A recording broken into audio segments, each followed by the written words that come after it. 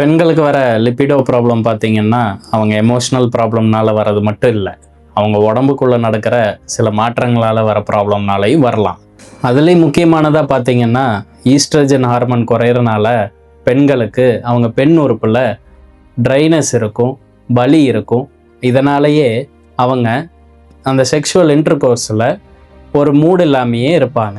Oestrogen level குறைஞ்சா எனர்ஜியும் குறையும், செக்ஷுவல் இன்ட்ரெஸ்ட்டும் குறையும்.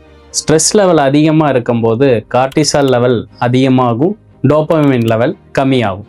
இதனால் பிரெயின் தானாகவே டிசையர் ஆஃப் மோடுக்கு சேஞ்ச் ஆகிரும். பிளட் ஃப்ளோ கம்மியாக்குற மாதிரி உங்கள் லைஃப் ஸ்டைல் பழக்க வழக்கங்கள், தைராய்டு பிரச்சனைகள், என்ட்ரோமெட்ரியோஸ் மாதிரி பெயின்ஃபுல் கண்டிஷன்ஸ், இதெல்லாம் லிபிடோ குறையிறதுக்கு இன்னும் சில காரணங்கள். லிபிடோங்கிறது வெட்கப்பட வேண்டிய விஷயமே இல்லைங்க. இது கரெக்டான ட்ரீட்மெண்ட் கரெக்டான டைமில் எடுத்திங்கன்னா ஈஸியாக இதிலேருந்து சரி பண்ணிக்கலாம். அதனால் உங்கள் ஹெல்த்துக்கு முதல் ப்ரையாரிட்டி கொடுங்க. லிபிடோ பிரச்சனையெல்லாம் தானாகவே சரியாயிரும், டிசைரும் அதாகவே திரும்பி வரும். இந்த பிரச்சனைக்காக என்கிட்ட ஒரு சொல்யூஷன் இருக்குது. இதுக்காக நீங்கள் என்கிட்ட ஆன்லைன் கன்சல்டேஷன் பண்ணணுன்னா இந்த வாட்ஸ்அப் நம்பருக்கு ஒரு மெசேஜ் பண்ணுங்கள்.